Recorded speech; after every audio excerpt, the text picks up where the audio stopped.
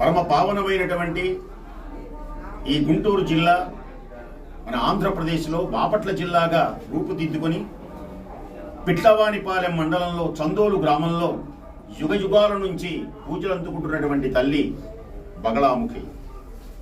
త్రిశక్తి రూపిణీం అంబాం, త్రిశక్తి రూపిణీం అంబాం, చందవోలు నివాసినీం, విష్ణుంశ సంభవాం శాంతం వందేహం బగళాముఖీం. ఈ బగళాదేవత అనేటువంటిది అమ్మవారు మనకు ముఖ్యంగా దశమహావిద్యలు అని పేరు కలిగినటువంటి ఉపాసనా రీతులు ఉన్నాయి. శాక్తేయంలో దశమహావిద్యలలో 8వ మహాశక్తిగా కపాల మాలధారిణిగా